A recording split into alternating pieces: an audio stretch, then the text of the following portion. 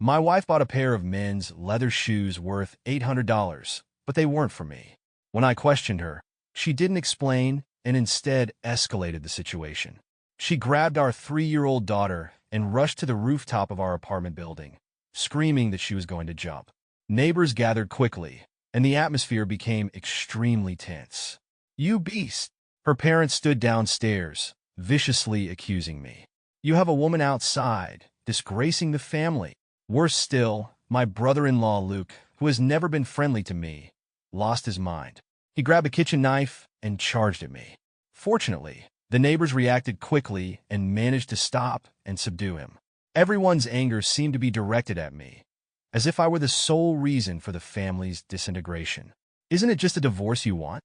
I said coldly, my gaze falling on my tear-streaked daughter on the rooftop, my heart aching. I clenched my fists, trying to stay calm. My wife's face twisted into a near-victorious smile, as if she had already won. "Yes, I want you to leave with nothing," she said with a cold, triumphant tone. "I want your secretly established company and all its shares." Her tone was firm, but I secretly breathed a sigh of relief. She had finally taken the bait. The so-called woman outside was a trap she had meticulously set up. She had hired a woman to frame me, intending to destroy my reputation and life. I decided to play along with her scheme. It all started 3 months ago when I discovered my wife Emily had wronged me. She might not have known that the things she bought appeared in my social media feed. A pair of Stephen brand men's leather shoes worth $800. At the time, I thought she had bought them for me and felt sweet and grateful for having such a loving wife. I also had a little secret I hadn't told her because I wanted to surprise her at the right time.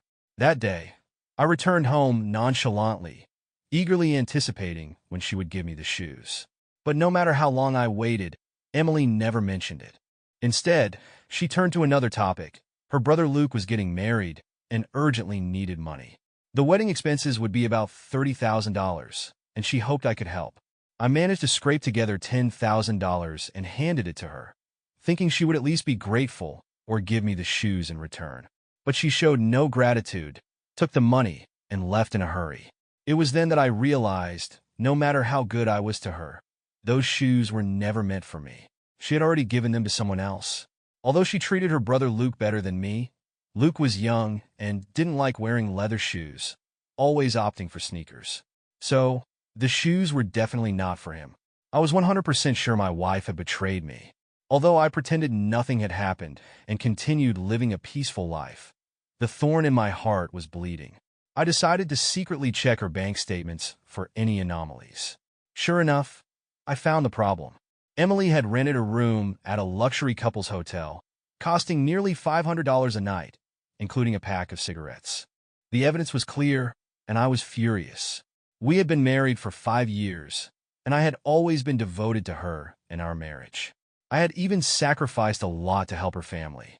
But now, she was using my hard-earned money to stay in a hotel with another man. This was my limit. When a man is betrayed by the woman he loves, his mind becomes exceptionally clear. I had never thought so sharply, and now details began to emerge.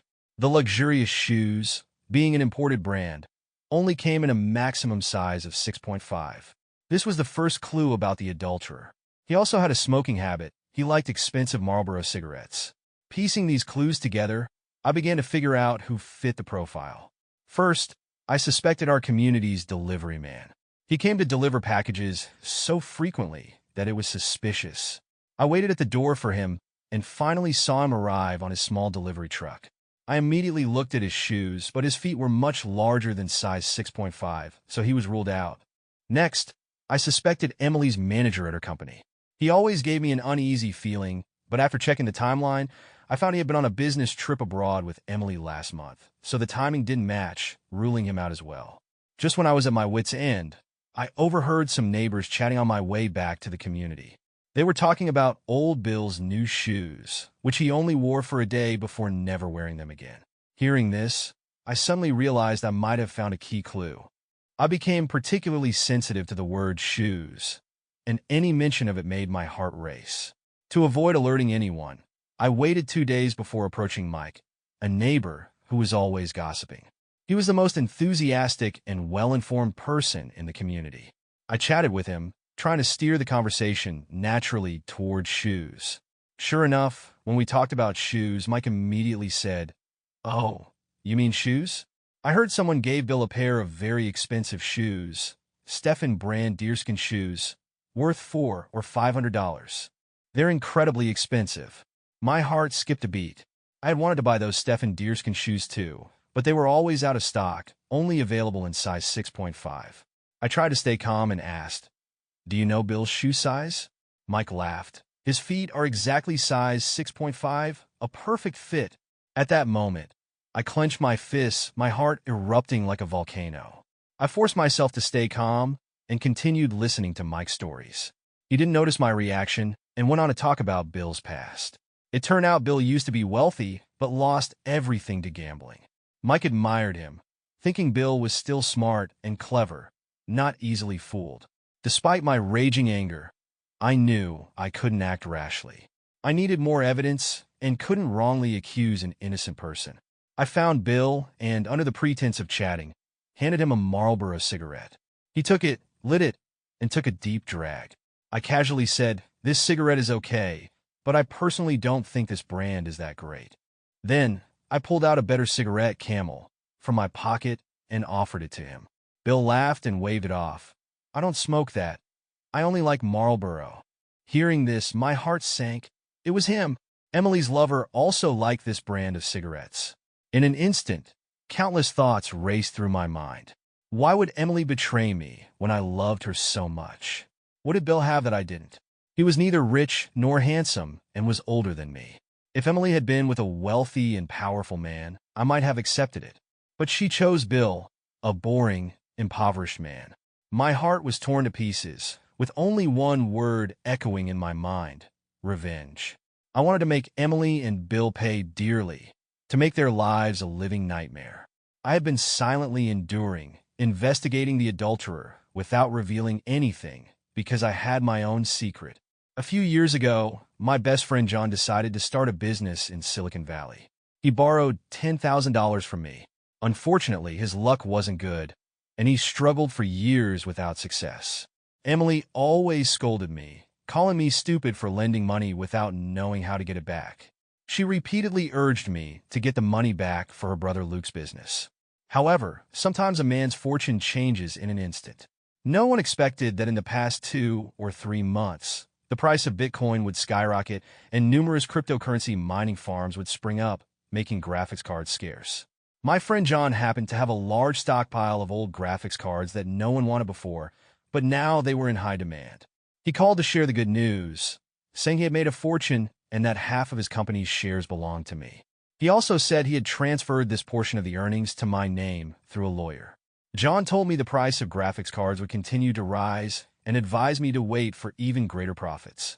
Although the astronomical figure shocked me, what truly made me happy was John's gratitude and loyalty, not forgetting our friendship.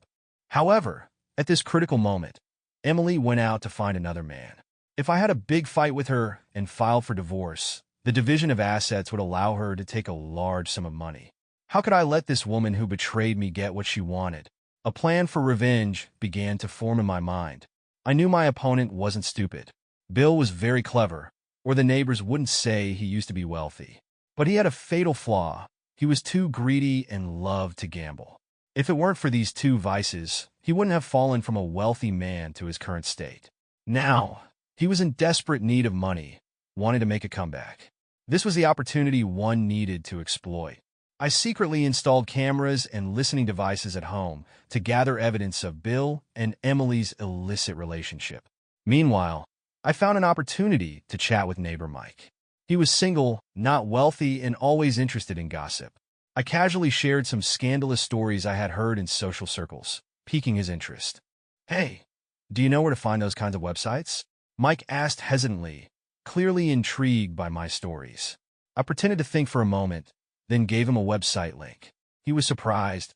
"You mean you can upload videos and photos to make money?" I smiled without answering, watching his reaction. Mike and Bill were close friends, and I knew Mike would share this information with Bill during their next chat. Bill, being in desperate need of money, would undoubtedly seize this opportunity to make money by uploading videos and photos. Sure enough, within 3 days, I saw a newly uploaded video on that website. The person in the video was Emily. Although her face was covered, the small red mole near her navel gave her away. My hands started trembling uncontrollably, and I felt like I was plunged into an icy abyss. Emily, the woman I had cherished, was degrading herself in front of another man, even filming such videos for money. My heart turned to ice, numb with cold. I took a deep breath, forced myself to calm down, and turn off the video. The video had a provocative title, attracting many likes and comments. Many viewers demanded a sequel, even asking for the female lead to show her face. Bill was clearly pleased, actively engaging in the comments, promising to reveal her face if they received more likes and tips. He was eager to make more money, pandering to these vulgar demands. Let him make some small money, I thought coldly. The more he indulged in these small gains, the deeper his regret would be when the truth came out. Bill's cunning was not limited to creating eye-catching titles. He acted sooner than I expected, revealing his treacherous side. That night, after finishing my night shift, a sudden downpour hit. I stood under the bus stop, holding an umbrella, still seething with anger and pain over Emily. Suddenly, a slender, attractive woman slipped under my umbrella. "I'm sorry," she said, looking up with a delicate face. I was startled. Her face seemed familiar, like a long-forgotten memory resurfacing. I blurted out, "It's you." She didn't recognize me at first, but after a moment of careful scrutiny, she finally realized, "You're." Her name was Lily May, my childhood neighbor. We used to play together all the time, and she always pretended to be my wife, following me around from the age of 3 or 4 until we were 13 or 14. Our innocent feelings had unknowingly blossomed into something more. If my family hadn't moved when she was 14, we might have stayed together. I was afraid of hurting her, so I didn't tell her about the move. Later, I heard from other kids that she stood in the rain the day after we moved, crying as the rain and her tears mingled. I never thought I would see her again on such a rainy night. Mirroring the night I left without saying goodbye. Tears welled up in Lily's eyes, as if overwhelmed by the past. She turned and ran into the rain, but I didn't hesitate and chased after her, grabbing her hand. The rain pounded on us, but I didn't care. She cried in my arms, accusing me of my heartlessness. I could only smile bitterly, thinking our childhood feelings were just innocent play, not realizing she had taken them seriously. As she spoke, I learned about her unfortunate experiences. Her parents had died in a car accident, leaving her to face the world alone. She hadn't met any good men and was raising a young daughter who was seriously ill. Life's burdens were crushing her. Hearing this, my heart ached for the carefree little girl who had been tormented by life. I decided to take her home, at least to help her and her sick daughter. She said she needed a shower first. I sat in the living room, listening to the water in the bathroom, and accidentally glimpsed her silhouette through the frosted glass. Embarrassed, I quickly looked away. Suddenly, Lily's voice called from the bathroom. "The body washes out. Can you get me some?" I hesitated, but went to get it for her. As I opened the bathroom door, she grabbed my hand and pulled me in, her body pressed against mine, moving like a snake. "I always wanted to be your wife," she whispered, but fate was cruel. My heart raced, almost overwhelmed by suppressed emotions, but I took a deep breath, resisted the urge, and quickly left the bathroom. I told her, "I'll go with you to see your sick daughter tomorrow. Although my resources are limited, I'll do my best to help you and ease your burden." I had already wronged her once and didn't want to do it again. Lily stood there, tears welling up, and suddenly broke down, crying. She confessed, "I'm sorry, someone asked me to approach you." Her words stunned me. She continued, explaining that a woman had approached her the day before, offering $100,000 if she seduced me and recorded videos and photos of us together. She hadn't expected the man she was supposed to seduce to be her childhood friend. Lily's conscience ultimately won over her predicament, and she told me everything. I felt a chill rise from my heart, freezing me to the core. The woman behind this was undoubtedly my wife, Emily. Emily's goal was clear. She wanted evidence of my infidelity to use against me in a divorce battle. She knew my two weaknesses, my pride, and our daughter. If I wronged her, the court might grant her custody of our daughter. She would then use our daughter as leverage to force me to comply. However, knowing Emily, she wasn't smart enough to devise such a plan. She had never been good at scheming. The mastermind behind this had to be Bill, the cunning, fox-like man. Bill was too clever, not an easy opponent. I knew I had to be extremely vigilant in this battle of wits. I couldn't let myself be left with nothing. Instead, I would make Bill pay an unimaginable price. I needed Lily's help to execute my plan and turn the tables. So I took Lily to a hotel, deliberately leaving our ID information and other evidence. I knew Bill and Emily would treasure these, eager to use them against me. But this was part of my plan. I was waiting for them to take the bait. That evening, Emily, holding our daughter, coldly confronted me. "Have you wronged me?" she demanded bluntly. I turned pale and firmly denied it. "Honey, what's wrong?" "I haven't wronged you." Emily's gaze was like a knife, piercing me as she shouted. "You went to a hotel with another woman. Are you still trying to lie to me?" Like any man accused of infidelity, I denied it vehemently, trying to cover up the truth. But Emily unhesitatingly threw a stack of photos on the table, pictures of me and Lily entering the hotel. With irrefutable evidence, I could no longer argue and lowered my head. "Honey, I'm sorry. I was momentarily confused, a moment of weakness." I pleaded, pretending to be remorseful and terrified. Seeing me admit my mistake, Emily was satisfied and burst into tears. She grabbed our daughter and ran to the rooftop, threatening to jump and take our daughter with her, making me suffer for life. Fortunately, the neighbors arrived in time to stop her.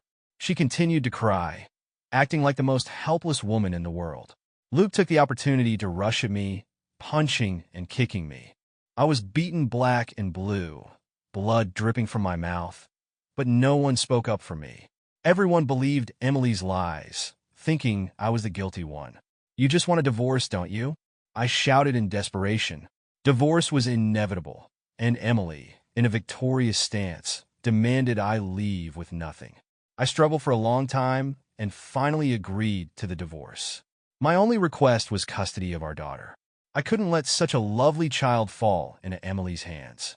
Emily pretended to be reluctant, crying for a long time. After much persuasion from her parents and Luke, she reluctantly handed over our daughter. In reality, I knew she was secretly pleased, finally free to live with Bill without any burden. As a condition, I left everything to her. "Here is all my savings, $30,000, plus the $100,000 you already have. The car and house are yours," I said, exhausted, taking only my daughter's belongings and my clothes. "Don't think I don't know what you're up to," Emily sneered, looking at me as if she had won. Luke immediately blocked the door, not letting me leave. Her parents glared at me with hatred, their anger palpable. "Do you really want to leave with nothing?" Emily's father sneered. "Don't you have company shares? Those are marital assets too. Hand them over." They cursed me one after another, like a pack of wolves. I blurted out, "How do you know?" but quickly swallowed my words, denying, "I don't have any company. I'm just an ordinary employee. Where would I get a company?" As soon as I finished speaking, Luke punched me in the face, knocking me to the ground, blood oozing from my mouth. My daughter clung to me, crying for her uncle to stop hitting me. But Luke, showing his true colors, grabbed my collar, demanding, "Tell us." I refused to admit anything about the shares. Human nature is strange, more cunning and terrifying than we imagine. If I easily revealed the secret of the company's shares, Bill would become suspicious, thinking things weren't that simple. He would be extra cautious, making it hard for him to fall into my trap. But if they forced me to reluctantly reveal the shares, they would believe my words even more. Only something I was unwilling to reveal would be valuable to them. Seeing my refusal, Luke turned and slapped my daughter, making her face swell and cry out for her mother. But Emily ignored her, continuing to curse me, saying I was scheming and wouldn't confess even at the brink of death. My heart ached as I held my daughter tightly. Emily's parents fanned the flames, shouting, "If you don't hand over the shares, you can't have your daughter." Luke rushed at me again, grabbing my daughter's leg, trying to drag her away. I finally couldn't bear it anymore and shouted, "Enough! You want my shares, right? I'll give them to you." Holding my daughter, I looked at her tear-streaked face, my own tears flowing uncontrollably. In recent years, the skyrocketing price of Bitcoin had created countless overnight millionaires. Mining farms expanded, and the price of graphics cards soared, even old models. A few years ago, my childhood friend borrowed $50,000 from me to buy a large batch of old graphics cards in Silicon Valley. No one wanted them, and he angrily threw them into a warehouse, even fighting with the person who tricked him, ending up in jail. But when he was released, the world had changed. Those unwanted graphics cards had skyrocketed in value. The $50,000 I lent him had turned into $500,000. My friend excitedly called to share the news. But this good news brought a series of troubles. Emily and her family wanted those shares. I could give up the car and house, but the $500,000 worth of company shares were too valuable to give up easily. I coldly told Emily and her family, "You can have the shares, but $500,000 isn't something you can just take. The price of graphics cards is still rising. If you want my shares, you have to pay the current market price. You've already taken my $100,000 house. How much more do you want?" My face turned red as we argued. Love and family ties were thrown aside. All I saw was money. I felt I acted well, completely disguising myself as a desperate loser, waiting for them to fall into my trap. Emily and her family took turns insulting and threatening me, using every means to make me give up the shares. But I held firm, refusing to hand them over. My determination left Emily at a loss. Finally, I was kicked out of the house, not even taking a piece of clothing. I looked back, seeing my daughter crying for daddy, my heart breaking, but I could only leave with tears in my eyes. In the contemptuous eyes of Emily's family, I slowly and heavily walked away. "Daddy will come back for you soon," I silently promised, finding a small motel nearby to stay. I knew Emily would consult Bill on how to get my shares. Sure enough, late at night, I saw Bill swagger into my house through the cameras and listening devices I had installed. He no longer needed to sneak around. He had taken over my home and my wife. Through the devices, I witnessed everything. Bill looked smug, while Emily clung to him, full of affection and flattery, as if they had already won. "Bill, didn't you say your brother works in the city government? My brother can't find a job. Can you help him?" Emily asked sweetly, letting the old and ugly Bill touch her. "I told you my brother has some connections in the government, but promotions take time. Once he's promoted, getting your brother a job is just a matter of a word. Don't you trust me?" Bill laughed smugly, rubbing against Emily. Through the eavesdropping, I finally saw the truth. Bill had been deceiving Emily. Indeed, Bill had a brother in the city government, but a few years ago, Bill's gambling debts almost cost his brother his job. Since then, his brother had cut ties with him. If Bill's brother had so much power, why would Bill be in such a dire state? Emily was completely fooled by him.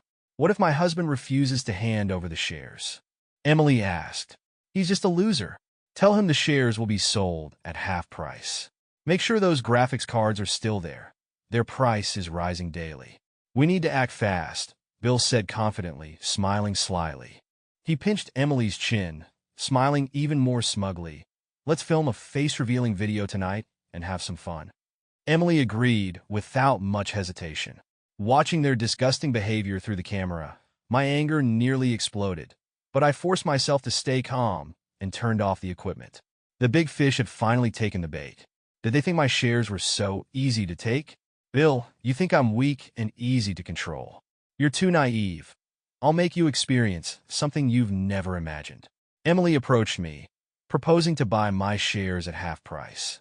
I refused, and we were at an impasse. Negotiations dragged on for half a month, from half price to 60%, then 70%. They were desperate. Bill was on the verge of collapse, even threatening Emily to jump off the building with my daughter to force me to give in. Finally, I reluctantly agreed to sell my shares at 80% of the market price. Those graphics cards were like a gold mine, enough to drive anyone crazy. Meanwhile, my childhood friend flew in from Silicon Valley, standing firmly by my side. If I withdrew, he would too. But we both knew this wasn't the time to withdraw. It was a huge opportunity. Emily and Bill could buy at the current market price, but that meant they needed to pay a total of $900,000. If they were lucky, in 6 months, This investment could double, potentially reaching $1.8 million or even $2 million. Bitcoin's price was skyrocketing, from $40,000 to $50,000, then $60,000, with predictions it would reach $100,000. Mining farm owners were fighting fiercely for graphics cards. Even small internet cafes were making fortunes by selling them.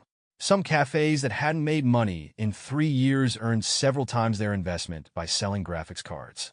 Bill's gambling nature was too strong, and he had clearly brainwashed Emily and her family.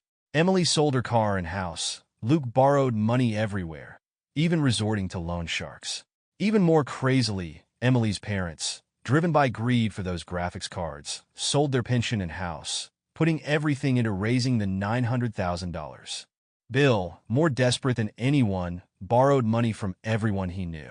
To make quick money, he even started uploading those vulgar videos and photos, regardless of the consequences. Emily's face-revealing videos were uploaded one after another. I knew Bill would never truly be with Emily. He was also scheming against her. Ridiculously, Emily was still dreaming of a life with him, completely unaware. She didn't know Bill had secretly filmed several other women. These videos spread widely online, making Bill more famous and earning him more money. Finally, Emily and her family raised $870,000, and Bill contributed $20,000. They handed over a total of $900,000 to me and my childhood friend. Then, I was kicked out of the house with my daughter. I heard them celebrating inside, as if they had won a great victory. But I knew the war was far from over. My friend patted my shoulder, taking me and my daughter to a simple restaurant, insisting I drink with him. I filled a glass, apologetically clinking it with his. "Brother, I'm sorry for causing you to lose so much money this time." My friend laughed heartily, clinking glasses with me. "Don't say that. You visited me when I was in jail. That means more than money. Brotherhood is the most valuable thing." He looked up, smiling, but I could see some lingering resentment. He asked, "Is the news you got true?" I lowered my voice, nodding solemnly. "It's true. In less than 6 months, the government will regulate energy consumption and Bitcoin mining. Most mining farms will be shut down. When that happens, the supply of graphics cards will return to normal, and our old graphics cards will become worthless." This was the most crucial part of my plan. I had a college classmate working in the energy regulation department who was well informed. He told me the government was starting to focus on the energy consumption of cryptocurrency mining, and regulation was only a matter of time. Like Bill, we were all gambling. Bill was betting on the continuous rise of Bitcoin and graphics card prices. I was betting on government intervention. Once the policy was implemented, Bill would be doomed. My friend, worried, asked, "What if Bill cashes out in time? He's made a lot already. What if he stops in time and doesn't lose?" I shook my head, sneering. "He won't. The more he wins, the more he wants to gamble. That's human nature, especially for someone like Bill. He thinks he's invincible, having beaten me, taken my wife and assets. Overconfidence leads to defeat." I continued. "Bill went from a big boss to a broke security guard. Now he has a chance to turn things around. He won't let go. He'll keep gambling until the collapse hits him suddenly." After parting with my friend, I took my daughter back to the rented room. On the way, my daughter, in her innocent voice, said, "Daddy, I want ice cream." She didn't know what had happened, that she no longer had a mother. She was just carefree by my side. I pinched her cute little face and bought her an ice cream. At that moment, I felt a sense of peace, as if I could see the future clearly. This life, just my daughter and me, was enough. Over the next month, Bitcoin continued to soar, and graphics card prices followed suit. As expected, Bill didn't sell his shares. He wanted even greater profits. Surrounded by Emily and other women, he lived extravagantly, becoming more arrogant. One day, while riding a shared bike, I unexpectedly ran into Bill. He got out of my former car, showing no fear, even swaggering over to talk to me. In his eyes, the assets had been transferred, the divorce finalized, and I could no longer cause any trouble. I looked at him, seething with anger, but Bill laughed smugly.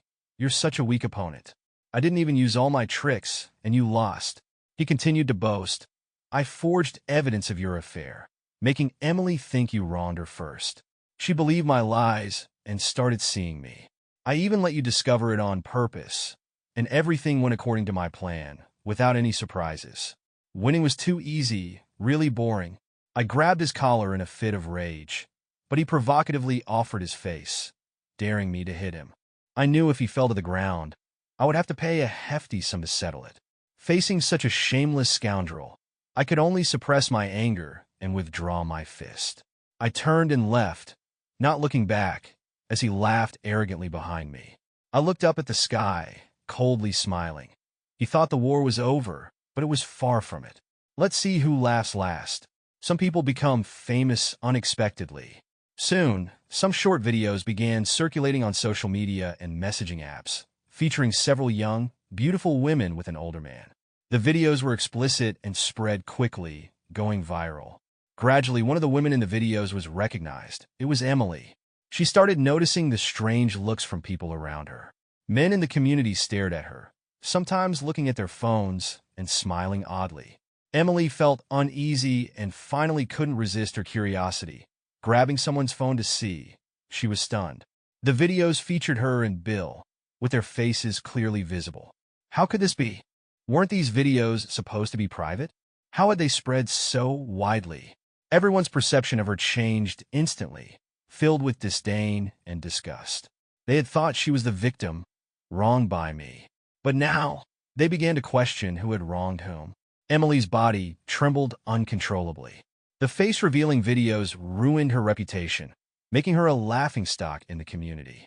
Worse, Bill, who claimed to love her, had been secretly seeing other women, all of whom appeared in the videos. Feeling like she had fallen into an icy abyss, Emily angrily confronted Bill. But before she could reach his door, an enraged man had already beaten her to it, accompanied by a crying woman, the other female lead in the videos. The man kicked down Bill's door and started beating him. Bill, beaten black and blue, didn't dare make a sound. Neighbors watched, pointing and whispering, full of contempt and disgust.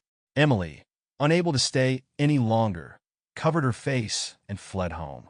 I watched from a distance, coldly smiling. I hadn't spread the videos. There were too many people who enjoyed such things. I didn't even know who had done it. But Emily, this was far from over.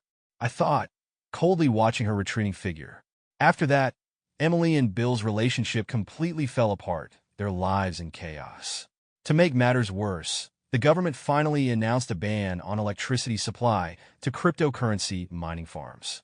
The news caused Bitcoin prices to plummet, and mining farm owners rushed to sell their graphics cards. The once scarce new graphics cards flooded the market, causing prices to plummet.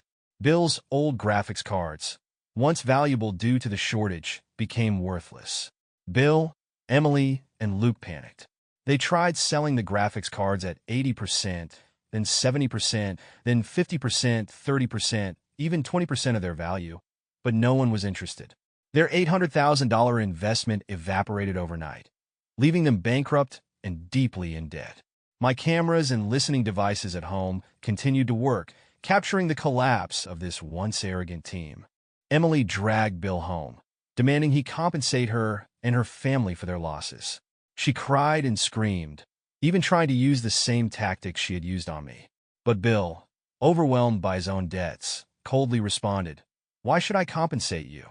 Emily's face changed instantly. She lunged at Bill, scratching and clawing at him, leaving deep marks on his skin. Unable to bear it any longer, Bill lost control and slapped Emily hard, knocking her to the ground. Emily, bleeding from her mouth, cried and cursed Bill, mocking his useless brother. In a fit of rage, Bill finally revealed the truth. "My brother cut ties with me long ago. He doesn't care about me." Emily, hearing this, was stunned, kneeling on the ground, crying. She regretted her foolishness, believing Bill's lies. Bill, who claimed to love her, had been cheating on her with other women. He had promised a bright future, and she had believed him. Now, Emily realized she had been nothing but a pawn in Bill's game. When Luke arrived, he saw his sister Emily kneeling, bleeding, and crying, while Bill stood indifferently. Enraged, Luke attacked Bill, beating him with a mop, breaking his leg. But Bill wasn't one to suffer in silence. He called 911, and the police arrested Luke. Based on Bill's injuries, the police told Luke he faced assault charges and would likely serve several years in prison. As Luke, The once arrogant young man was handcuffed and taken away. He was trembling and crying, his bravado gone. Emily's parents arrived, seeing their son arrested, not knowing what had happened. They urgently asked Emily, "What's going on?" Emily, crying, explained, "The graphics card market crashed, we lost all our money," and Luke attacked Bill in a fit of rage. Hearing this, Emily's parents turned pale. They forgot about their son going to jail. They had invested their only house and all their retirement savings, now gone. Both elderly parents fainted on the spot. Emily, terrified, rushed them to the hospital. Both parents, one with a heart attack and the other with high blood pressure, lay in bed, hooked up to machines, barely clinging to life. A few days later, I visited them in the hospital. Of course, I went empty-handed, not even bringing fruit. Seeing me, Emily said nothing, just cried. Her parents lay weakly in bed, surrounded by medical equipment. Emily grabbed my hand, sobbing, "Husband, I wronged you before. But now my parents are suffering. Please help them." She choked out, "And that damn Bill, he won't drop the charges, insisting my brother go to jail." I remained expressionless, sighing. Young people are too impulsive. Hearing this, Emily clung to hope, excitedly saying, "Husband, my brother always respected you. If you could give some money to smooth things over, he might avoid jail." I coldly corrected her. "We're divorced. I'm not your husband." Emily was stunned, her words cut off. I looked at her calmly, then turned and left. Her desperate cries echoed behind me, both grating and satisfying. I didn't break my promise. On the day of Luke's trial, I went to court. The once arrogant young man now stood trembling in the defendant's seat, looking like a scared child. I sat close to him. Seeing me, his eyes filled with pleading, he whispered, "Brother-in-law, save me." But I coldly ignored him, as if he were talking to the air. I had no interest in his pleas. Emily didn't come. She was always heartless. She had smartly abandoned all burdens, disappearing without a trace. As for her parents in the hospital, she probably didn't care if they were thrown on the street or had their organs donated. In court, Bill hobbled in on crutches, his face full of hatred. His broken leg meant he would rely on crutches for the rest of his life. Such hatred, Bill wouldn't let go easily. He insisted on severe punishment for Luke. The judge sentenced Luke to 7 years in prison for assault. As Luke was taken away, his face was full of regret and despair. In his 20s, he would be in his 30s when released, with a criminal record making his future even harder. I sighed. If only you had known this would happen. As time passed, Bill's world crumbled. The Bitcoin market crash left him with no chance of recovery. Once valuable graphics cards became worthless. Emily and her family had long abandoned him, leaving him with a broken leg and endless debt. Bill's health deteriorated, his broken leg causing constant pain. He relied on crutches, but they couldn't ease his physical and mental burden. Every step reminded him of his failure and humiliation. Many nights, Bill sat alone in his shabby apartment, the room dark and damp. Outside, the city buzzed with life, but it was no longer his world. He had once had everything, wealth and power, but now he was a penniless, isolated man. Online, the explicit videos still circulated, his reputation ruined. Though he had lost those women, he couldn't escape the shameful memories. His past life was a nightmare, suffocating him. Creditors constantly harassed him, some threatening revenge. Bill had no friends or family to rely on, only himself. But he was powerless against it all, his life a daily torment. He tried contacting old friends, but no one was willing to help. They all avoided him. His once proud facade was now completely shattered, revealing a desperate, isolated man. Finally, one day, Bill could no longer bear the pain. He sat alone in his cramped apartment, clutching a bottle of cheap whiskey, with unopened pill bottles scattered on the table. He stared out the window, his eyes empty. He knew he had lost the gamble of his life. Taking the last sip of whiskey, Bill lay quietly on the sofa, closing his eyes, letting everything end. When his neighbors found him the next day, Bill was no longer breathing. The room contained only old furniture and his lonely corpse, a final, indifferent response from society. His death went unnoticed, unremarked. Bill had once thought he would win everything, but in the end, he had nothing, leaving the world with endless pain and regret. And I learned about all this a year later. The end.